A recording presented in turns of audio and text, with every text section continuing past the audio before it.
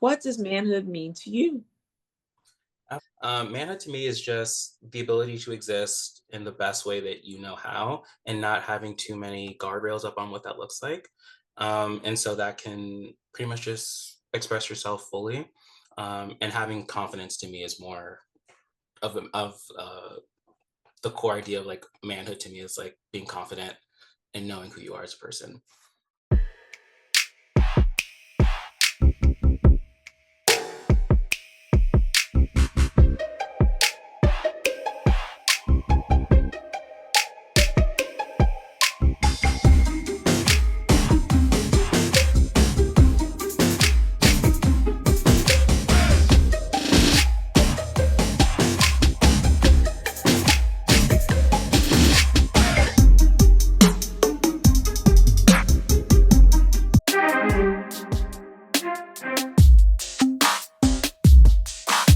Hi, and welcome to another edition of King Crush Thursday, the series where we highlight and uplift Black men, because frankly, not too many people are doing it.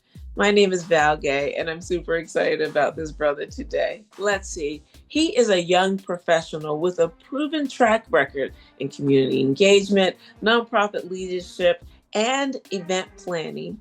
His name is Mr. Gary Wooten. Hi, Gary. Hi Val, great to be with you today. How are you doing? I'm doing great, thank you. And I'm so glad that you are here. It's great to be with you here. And thank you so much for being here because your presence helps us to put yet another wedge in the myopic window of how Black men are perceived in the world. And we're about busting open the myopic narratives, and especially what we see in the media. We know that Black men are as myriad as the number of Black men walking the planet, and yet we only see three, four, maybe five stereotypes in the media, and I want to expand that. Because ultimately, we want to reach young kings who may or may not have positive Black male role models in their lives, for them to come to this repository, see the same 6 questions answered by all of these amazing people, and hopefully find guidance there. And then for the rest of us who are neither male or even Black, for us to have our minds opened so that we can just live in a better and more just world, if you will. And so I'm so glad that you are here. And I am going to get started with the first question, which is, what does manhood mean to you? Absolutely. Well, I love this project, and this is a great first question. This question to me is a bit complex, just because to me, as a queer person, manhood usually had a different idea of either being mainly masculinity or being directly related to like fatherhood. And I feel like when those two things aren't the main subject of my life, it makes the idea of manhood a bit more complex. But yeah, so for me, I think the people that I've seen, or the men that I've seen that have the best or fullest life in my perspective, are ones that aren't solely stuck on masculinity, in the sense that, we've heard the term toxic masculinity in the culture recently. And I feel like a lot of men who feel happy, enjoy, exist outside of that range, where you can have complex ideas of what masculinity is. It's not just being aggressive or physical or always kind of having your way. It's more something where you can kind of just have, we'll say, a level-headed perspective on things. I think a lot of masculinity that isn't oversold in the media is like having the ability to have deep, meaningful thoughts without having too much, I guess, interruption. I think a lot of men have the skill set of being objective, and of course that's not gendered, but we have this idea of like, oh, I'm just like an angry person. It's like, no, you can also be someone who has deep, complex thoughts. And I think masculinity typically enters more of the rage mindset opposed to the diplomatic kind of space to it. Um, so it's complex to me, but essentially, manhood to me is just the ability to exist in the best way that you know how, and not having too many guardrails up on what that looks like. And so that can pretty much just express yourself fully. And having confidence to me is more of the core idea of like manhood to me is like being confident and knowing who you are as a person. Got it. Got it. Awesome. Thank you. Thank you, Gary. So, Gary, who and or what is important to you? Yeah, so I also have kind of two ways to go with this, just because I there are two people that are really important to me. And then of course, to not bury the lead, I also have another concept that is really important to me as well. But essentially, I have two friends. We've just reached our 10-year friendship marker. We've been friends since high school. Their names are Jessica and Bailey. They're absolutely amazing. And one of the things that I love so much about them is back in high school when I was a very, a loner person, haven't developed myself at all, was not super comfortable or happy in the home for a majority of my childhood. These two people both individually like welcomed me into their own homes, into their own families so readily and at different points kind of in that journey. And so it was really nice to kind of see two people who had no idea of who I was within like a week or two have like a completely open and inviting, kind of nature towards me. So like with Jessica, I was like in her apartment day one. She gave me a key to her place, and we hung out a lot because it was an immediate like, oh, the door's always open. Please come by. Let's hang out. And then my friend Bailey as well, her family had the biggest open door policy as well, and so I got to connect with their family when mine wasn't um, ideal in the sense that I needed it back then. And so kind of having like a home and then a family both kind of be something that was given to me through these two friends has been absolutely amazing. So those two people are very important to me. And then of course the other route for this question is I just find community to be really important. As I said, when I was younger, I was a lot more shy, much more of a loner. And so now that I do have some more confidence, I do have an idea of who I am as a person. Community is one of the things that I cherish a lot more, just because, of course, when you don't have something, once you have it, you see how important it is. And so, community, which in the intro you said already, I do a lot of community involvement, and a lot of it stems from that. That's awesome. That's awesome. It's a beautiful testament to your friends. Thank you so much. So, Gary, how do you want us to see you? Absolutely. So, yeah, I mean, I want to be seen as someone who create space for others, and that goes in all different contexts. But just feeling misunderstood a lot in childhood, teenage years, I think I do have an expanded capacity for understanding people, seeing people, and learning from people. And it's always been something that I found interesting is getting to know new people, and passing little to no judgment on their lived experience, which is really great. And of course, that's very helpful in creating and building community is making sure that everyone's at the table, making sure everyone has an opportunity to shine the best they can. And ideally, and my goal is that I'm the person that makes that happen when possible. And so, yeah, I want to be seen as like a connector, community builder. Um, and then just with other past things, just because I'm 27, so a lot of my life experience is still like childhood. That's a big portion of like my worldview so far. Is just someone that is somewhat of a success story as far as friendship and community and being social. Just because it was a full 180 shift from like how I acted as like a child or teenager versus how I am now. Even on the conference that we went to a week or two ago, networking with that many people and chatting and having conversations is something I never thought I'd be able to do. And through that experience, and of course other experiences in the last couple years, um, I just feel so grateful to be able to talk to people and chat and learn things. And so I think that that's the answer. Awesome. Awesome. Awesome. Excellent. Excellent. So, question four, and thank you for that. Question four, Gary, is what is your epic dream? Yes. So I have alluded to this already, but I just really want to create community in this specific society. As a person who's in the Gen Z range, I feel like society has shifted so much, like online culture, a lot of people not socializing, a lot of people not connecting. And so my goal is to make more community in the space that we have. I think a lot of people want to build community in traditional ways. Either that's like, the old bowling alley adage or like the skating ring.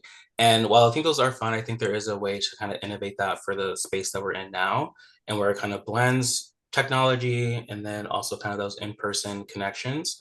Um, but I think it's one of those things too where society is like so on their phones nowadays that I think it's important to get the word out through social media, but then once you're there, turn off the phones to make sure like you're actually in with other people. And so I just want to figure out a way to do that in the actual societal culture that we have now and not try to pull too much from the past. I think things are evolving in that space. Um, and yeah, so I just want to create a really good community. I mean, the biggest idea that I have or a model I have of this in my personal life is through like university and college, where it's like walkable communities. All of your friends are all in the same place. Everywhere you go, school, work, everything is like in a walkable distance. So you're seeing the same people over again in different contexts. Some of them are joining different clubs, some of them are in classes, but you're seeing all these people move through life at the same time that you are. And you have a lot more, I guess, opportunities to connect with new people, and everyone is in the same space where they're open to meeting new people, they're willing to explore new things, and they're all looking to explore the area that they're in. And so for me, it was just like we could create that a bit more in society now as things are getting more digital and disconnected. It's just like a space where everyone can exist together, feel at home, comfy, but also willing to explore and connect on a much more human level. That's beautiful. That's beautiful. Thank you. Thank you. So you've been answering question 5 all along implicitly, but I'm going to ask you explicitly, Mr. Gary Wooten, who are you? Well, I currently trying to figure that out. For me, as far as like figuring out who you are as a person, I think most people have that answer when they're younger, when they're born. A lot of people know, or kind of you have an idea of what your true passions are. And so for me, I always kind of look back to see what was always a consistent narrative or consistent theme in my life, because I think those things come back, they resonate with you for a reason, so you'll keep having them. And for me, I've always loved meeting new people. I've always found myself in different like leadership roles in communities, and I've always found myself in spaces where I meet very genuine people. I've always had really good friend circles. So for me, a lot of that just kind of leads to community. Once again, I know it's a very used word, but I just feel like that's one of the things that makes me the most happiest, the most fulfilled, and the most aligned with who I am is connecting with people. Because even recently, I've gotten very comfortable in a sense with like my job, my position, and things like that. And so I would stay in the house more. I would not do as much. I was like, oh, I just, everything is comfy and good as is. I'll leave it. But what I found is that every time I kind of break out of that and actually go somewhere or do something, I feel a lot better. I feel a lot happier. Like when you're in the house, it's like easy to stay there, but it's like every time I've gone out, I've enjoyed it. I've had a great time. And so even now I've been connecting more, doing more networking events, or even through the different boards that I'm on, connected with those people. And I just think I'm meant to be out meeting, connecting, and socializing. Um, and yeah, so I just think that that's who I am, a social connector, a person that enjoys the public space and socializing. Awesome. Awesome. Excellent. Thank you. Thank you so much for that. So here we are already at question 6, which is there anything that I should have asked you that I didn't ask you or you wanted me to ask you that I didn't? In other words, what did I miss? I think you asked a lot of really great questions. I'm very happy with the lineup and the theme. Um, I might shift it to questions I wish you asked to something I'd like to share, and I'm gonna see if there is something that I would like to share. um, but yeah, I guess I'll just kind of push the idea that I've already somewhat pushing, but I just feel like we need to connect as much as we can in the public space. And through a lot of the work that I'm doing through Young and Well Philadelphia or through MANNA or even through Global Philadelphia is kind of giving people a reason to exist with each other. A lot of things we do with YIP is kind of create, civic responsibility, making community in a space where you're a part of it through like volunteering or even like, connecting with city officials. But a lot of it is just like showing what parts of community exist for you to go to and how you can kind of be part of it, and how if every person in community has some sort of like civic activity that they're up to, society would be a lot better. You'd meet a lot more people. Everything would just kind of, morale would go up.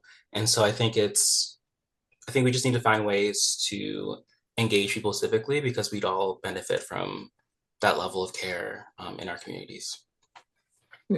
That's beautiful. That's beautiful. Thank you so much for that.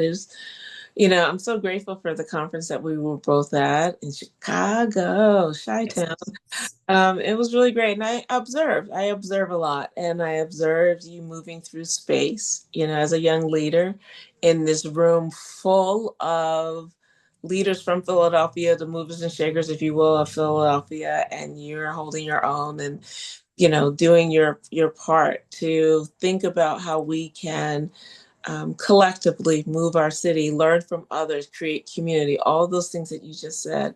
I watched you, and so I'm really proud of you, and to see your presence in our world. I'm so glad that you are here, and so I honor you, my king, and I pray that your epic dream comes true sooner rather than later, and that no one feels ever again left behind or left out, if you will, that there is a space for us all and for our humanity to be affirmed. And so I just thank you so much for being here today. Absolutely. Very kind words. And I'm glad that we were able to meet and we were able to chat today.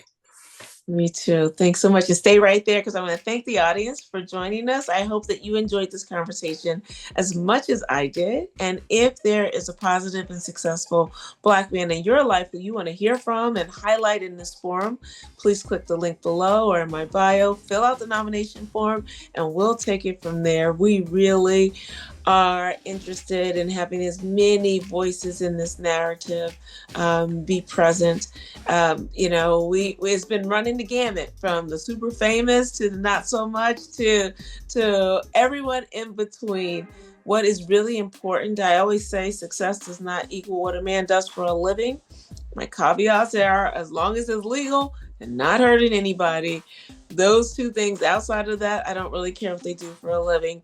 What I really care about is the content of their character and the impact that they are having in their community, starting with the nuclear family and spreading out writ large. Those are the brothers that we want to participate and contribute to this repository so that we can meet our goal of spreading a bigger message, if you will, to the world about this very differentiated group of people called Black men. So please do that and stay tuned next week for yet another amazing king. And please remember to spread love and have a great day. Thank you so much. And Gary, thank you so much. That was really wonderful. Thank you. Absolutely. All right, take care. Thank you, sir.